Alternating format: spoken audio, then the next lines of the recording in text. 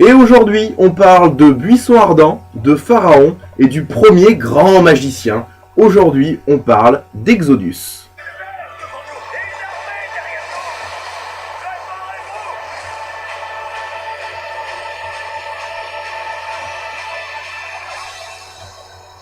Tadam!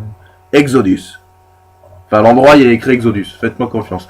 Revoilà au cinéma ce bon vieux Moïse, avec cette fois à la réalisation Ridley Scott, un monsieur Alien, Gladiator, Prometheus, que des petits films, et dans le rôle du prophète, Christian Bale, ex « Je suis le Batman ». Oui, moi aussi, dans le film Batman, il me fait extrêmement peur quand il fait ça, on dirait pas du tout un gentil, un super-héros, c'est pas possible. Enfin bref, revenons à nos moutons, l'histoire pour les nuls, moins 1600 avant Jésus-Christ, JC, Moïse, fils adoptif du pharaon, se rend compte qu'il est en fait hébreu, peuple réduit en esclavage par les Égyptiens. Et ça, c'est pas très gentil. Il décide donc de libérer tout ce beau monde contre l'avis de son frère Ramsès, devenu entre-temps le nouveau pharaon. Que j'imite très bien. Et donc, les amis, grâce à l'appui de Dieu, il y en a qui savent choisir leurs potes, Moïse guidera son peuple en terre promise, la Palestine, l'Israël. L'Israël, c'est très important, vu le contexte actuel. Alors, pour se faire une idée, l'histoire c'est bien, les avis c'est mieux. Écoutons tout de suite une opinion. Alors moi, d'un point de vue personnellement, j'ai bien aimé l'histoire de Moïse.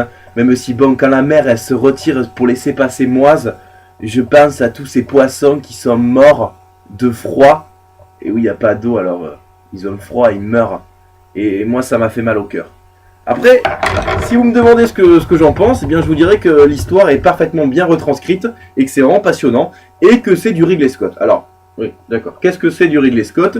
Eh bien, c'est simple, il y a de l'action, c'est beau, impressionnant de réalisme, et notamment les paysages et les monuments de l'Égypte qui sont juste époustouflants. C'est époustouflant, magnifique, un peu comme au Havre.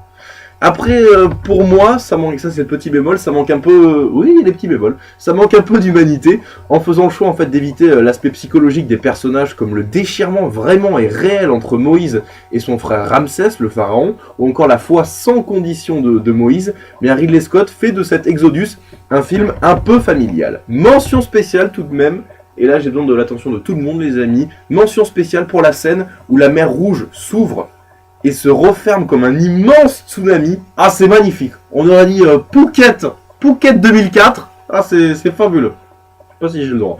Exodus avec Christian Bale en ce moment dans les salles. Et sinon, si ça vous tente pas, il y a la comédie américaine Comment tuer son boss 2, un film qui parlera à tous les employés de chez Total. Bon film, bonne séance, bonne 3D, bon popcorn, bon soda. Et si ça vous tente pas, pour le même prix à peu près, achetez-vous un scooter.